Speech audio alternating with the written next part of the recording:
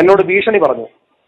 എടാ മന്ത്രി വാസവൻ അടക്കം ഈ കേസിൽ ഇടപെട്ടിരിക്കുകയാണ്, നീ എന്നാ കോപ്പ് ചെയ്യാനാണ്. പ്രജിത, ഈ ഷൈനി, ഏറ്റുമാനൂരിൽ ഷൈനിയുടെ മരണം, അത് ഇവരുടെ ഭർത്താവ് ഈ പറയുന്ന നോബി, അയാളെ പിന്നെ ഈ മരണം ആത്മഹത്യ ട്രെയിനിന് മുന്നിൽ ചാടി മരിച്ച മൃതദേഹങ്ങൾ അവിടെ കൊണ്ടുവന്ന സമയത്ത് അവനെ നാട്ടുകാരെ ആക്രമിക്കാൻ ശ്രമിച്ചപ്പോഴൊക്കെ എത്രയോ വണ്ടി പോലീസിനെയൊക്കെ ഇറക്കി അയാളെ സംരക്ഷിച്ചത് ഈ വാസവന്റെ കൈകടത്തലാണ് എന്ന് പറയുന്നുണ്ടായിരുന്നു. കൂടുതൽ എന്തെങ്കിലും വിവരങ്ങൾ വാസവൻ എന്നിട്ട് ഇതിനെ തുടർന്ന് മറ്റ് എന്തൊക്കെയാണ് നടത്തിയത്? മന്ത്രി വാസവൻ മൂലേക്കാട്ട് പിതാവ് എന്നാണ് ഈ അയൽവാസികൾ പറയുന്നത്. ആ പിതാവിന്റെ കറക്റ്റ് പേരെനിക്ക് അറിയില്ല.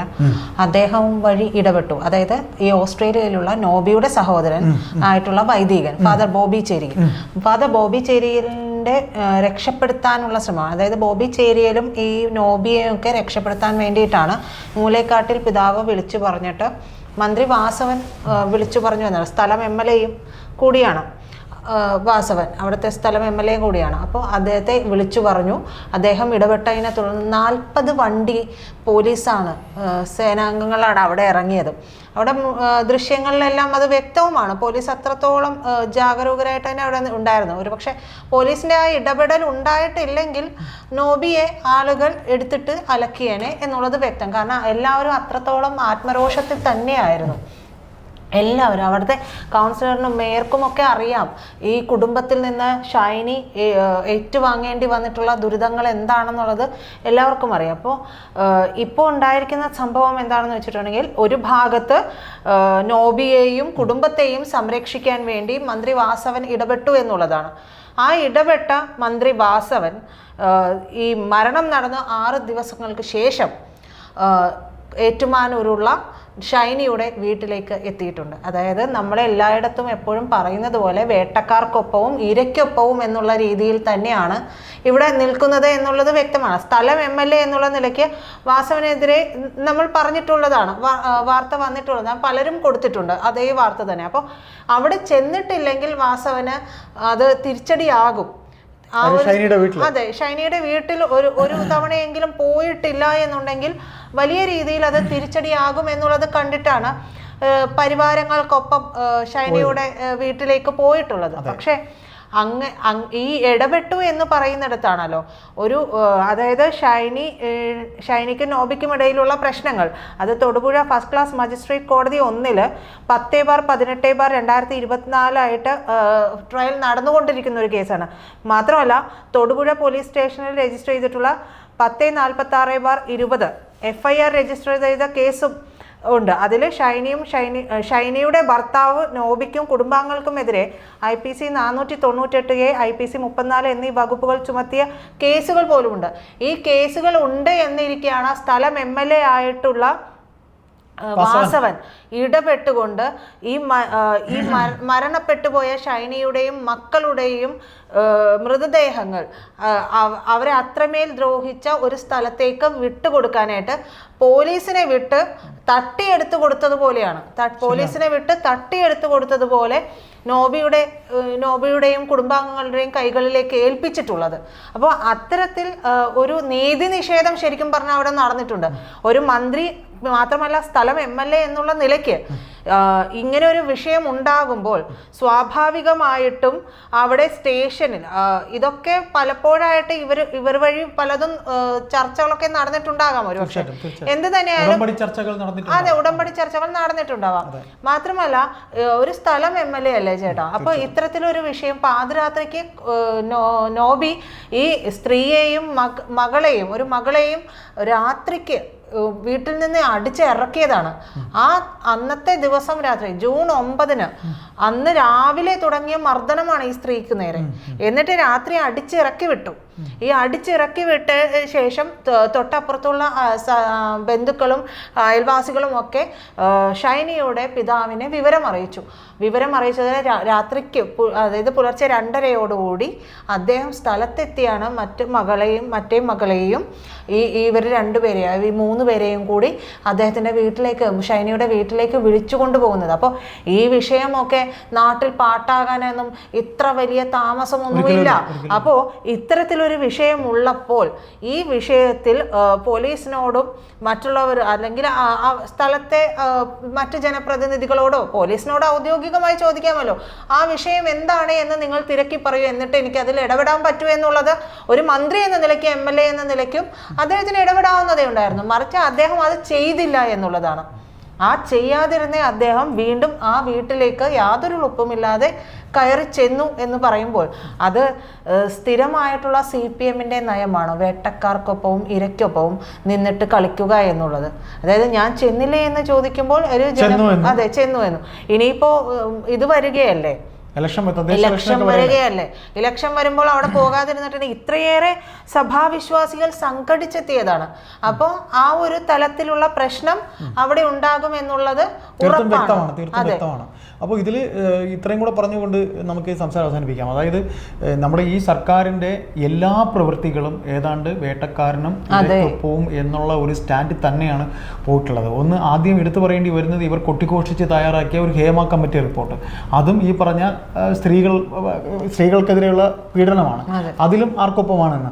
പിന്നെ ഒരല്പം കാശും പണവും പ്രശസ്തിയും ഒക്കെ ഉണ്ട്, അല്ലെങ്കിൽ ഗ്ലാമർ താരമായിരുന്ന ഹണി റോസിൻ്റെ കേസിൽ മാത്രമാണ്, അതായത് എന്തുകൊണ്ട് ബോബി ചെമ്മണ്ണൂരിനെ വിടാതെ പിടികൂടി എന്നൊക്കെ ചോദിച്ച് അന്വേഷിച്ച് വരുമ്പോൾ അതിന് വേറെ പല കാരണങ്ങൾ, സർക്കാരിന് കിട്ടേണ്ട ആനുകൂല്യങ്ങളൊക്കെ കിട്ടാതെ വന്നതിലുള്ള കാര്യമാണ് എന്നുള്ളത് മാത്രമേ അതിൽ എന്തെങ്കിലും തരത്തിൽ ഹണി റോസിനോടൊപ്പം നിന്നോ എന്ന് ചോദിച്ചാൽ ഉള്ളത്.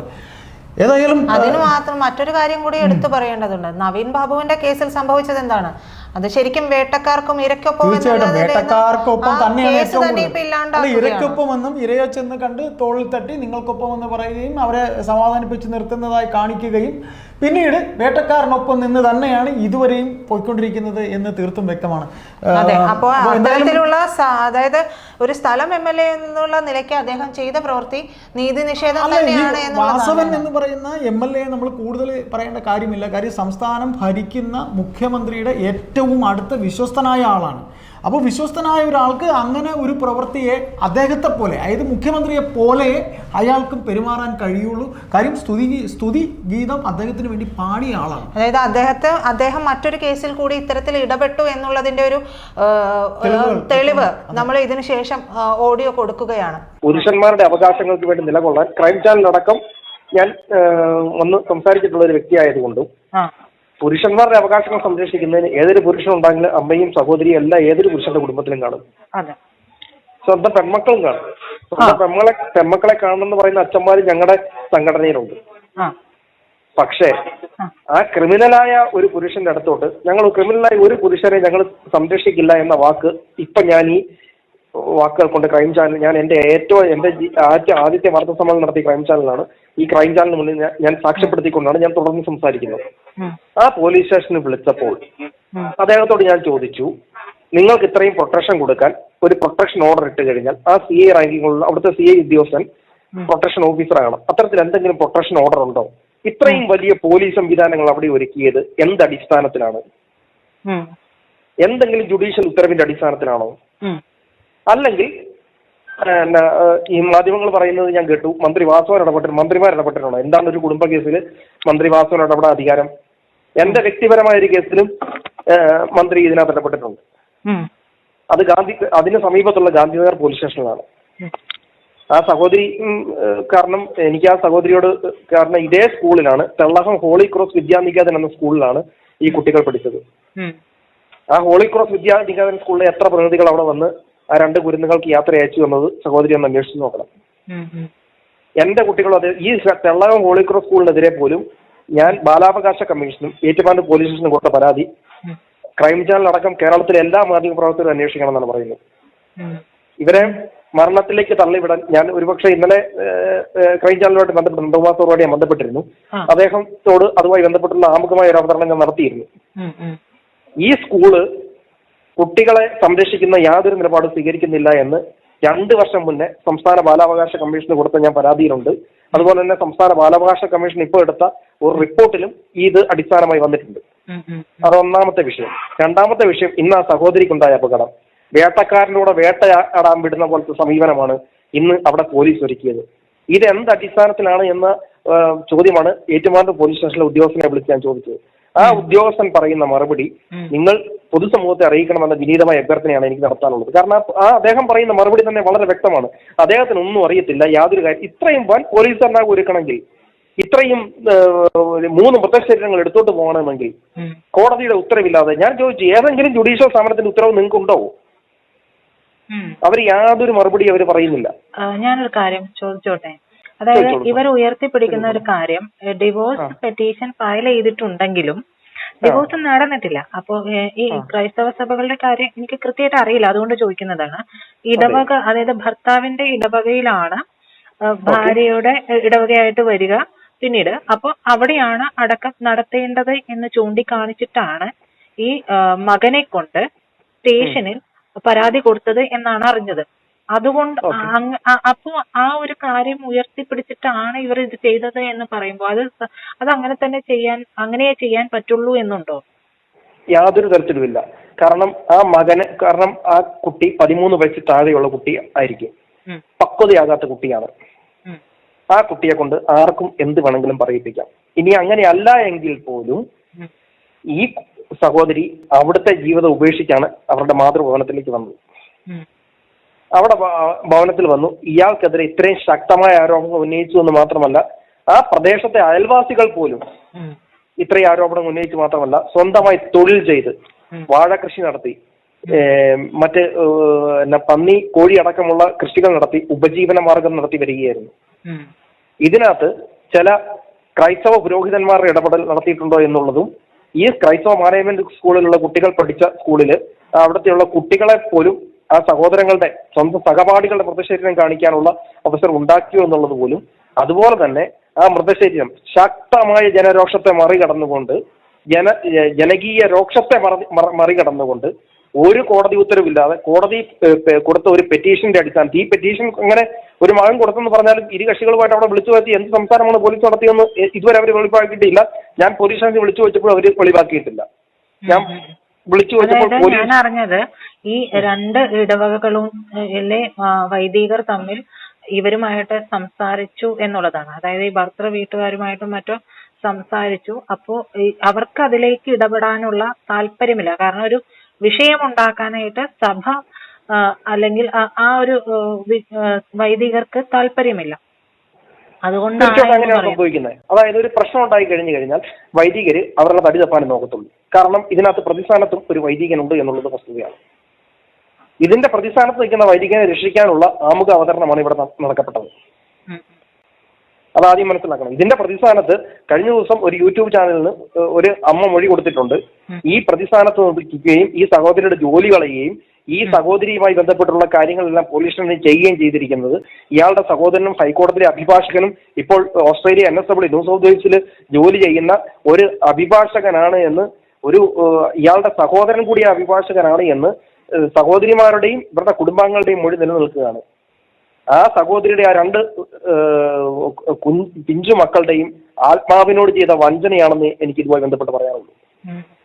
ദയവായി ഇത് പൊതുസമൂഹത്തെ ബോധിപ്പിക്കാൻ, ധീരമായ നിലപാടുകൾ കൈക്കൊണ്ട് പൊതുസമൂഹത്തെ ബോധിപ്പിക്കാൻ അന്വേഷിച്ചപ്പോൾ വ്യക്തമായിട്ട് മനസ്സിലായത് മന്ത്രി വാസവൻ ഇതിന് പിന്നിൽ ഇടപെട്ടിട്ടുണ്ട് എന്ന്. വാസവൻ എന്റെ കേസിൽ ഇടപെട്ടിട്ടുണ്ട്. കാരണം എന്റെ കുട്ടികളുമായി ബന്ധപ്പെട്ട് നീലിമംഗലം പള്ളിയിൽ, അത് എന്റെ വ്യക്തിപരമായ കാര്യമാണ്, നീലിമംഗലം പള്ളിയിൽ ഞാൻ എന്റെ കുട്ടികളെ കാണുന്നുണ്ടപ്പോൾ കുട്ടികളെ ഇതുപോലെ തന്നെ സമാനമായ അവസ്ഥയിലൂടെയാണ് എന്റെ കുടുംബ ജീവിതം നടന്നു പോകുന്നത്.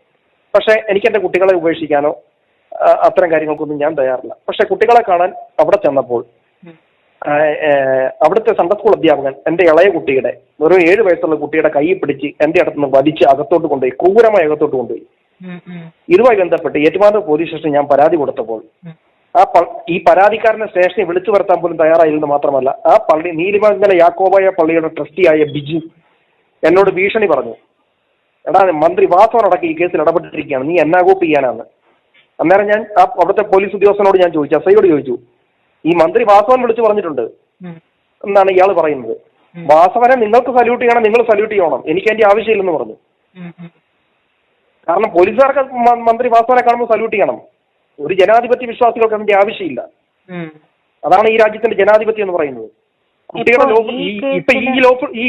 ഒരു സഹോദരി ഒന്ന് ഇടപെട്ടോട്ടെ, ഈ കുട്ടിയുടെ രക്തബന്ധമുള്ള ആൾക്കാരുടെ അടുത്ത് ഇടപെടാൻ എന്നാണ് ഈ ഞാൻ പോലീസ് സ്റ്റേഷനിൽ വിളിച്ചപ്പോൾ അവർ പറയുന്നത്. നിങ്ങൾക്ക് അതിൽ നിന്ന് വ്യക്തമാണ് ആ രക്തബന്ധമുള്ള പിതാവായ ഞാൻ എന്റെ മക്കളെ കാണാൻ ചെയ്യുമ്പോൾ തടഞ്ഞതിന് കൂട്ടുനിന്ന പോലീസ് സ്റ്റേഷനാണ് ഏറ്റുമാനൂർ തൊട്ടടുത്തുള്ള നമ്മുടെ രാഷ്ട്രപിതാവിന്റെ നാമധേയത്തിലുള്ള ഗാന്ധിനഗർ പോലീസ് സ്റ്റേഷൻ.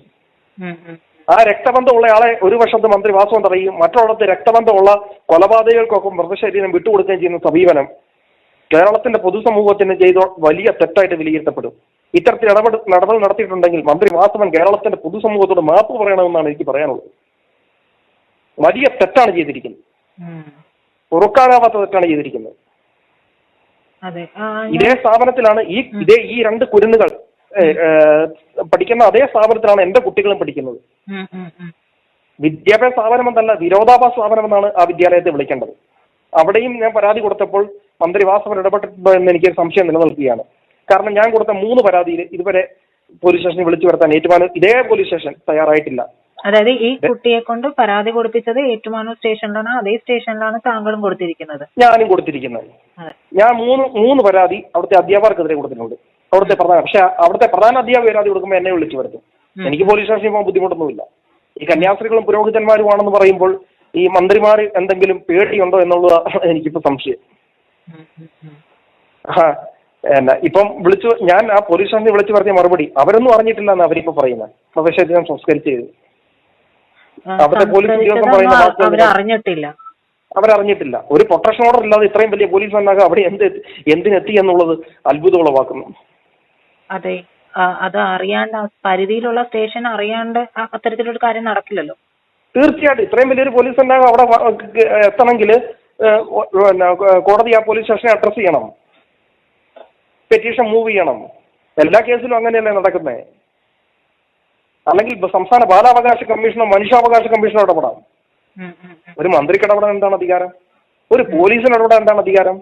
രക്തബന്ധം എന്ന് പറയുന്നു. ഷൈനി എന്ന സഹോദരിക്ക് അച്ഛനും അമ്മയല്ലേ രക്തബന്ധം? കാരണം ഷൈനി അതല്ല ഉപേക്ഷിച്ച് അവിടെ പോലീസിൽ സ്റ്റേഷനിൽ കേസ് ഫയൽ ചെയ്ത് FIR ഇട്ട് ചാർജ് ഷീറ്റ് ഫയൽ ചെയ്ത് കോടതിയിലോട്ട് വിട്ടിട്ടുണ്ടെന്ന് ഉള്ള റിപ്പോർട്ടാണ് ഞാൻ മാധ്യമങ്ങളിലൂടെ കണ്ടത്. ഞാനത് ഈ കോട്ടടക്കമുള്ള സംവിധാനങ്ങൾ നോക്കിയിട്ടില്ല. പക്ഷേ ചാർജ് ഷീറ്റ് അടക്കമുള്ള സംവിധാനങ്ങൾ ഫയൽ ചെയ്തിട്ടുണ്ട് എന്ന് അവിടെ മാത്രമല്ല ക്രൂരമായ പീഡനങ്ങൾക്കിരയായ വീട്ടിലോട്ട് ആ മൃതശരീരം വിട്ടുകൊടുത്തത് ആ സഹോദരിയുടെയും ആ 2 പിഞ്ചു കുഞ്ഞുങ്ങളുടെയും ആത്മാവിനോട് ചെയ്ത വഞ്ചനയാണെന്ന് ഞാൻ തുടർന്ന് ആവർത്തിക്കുക.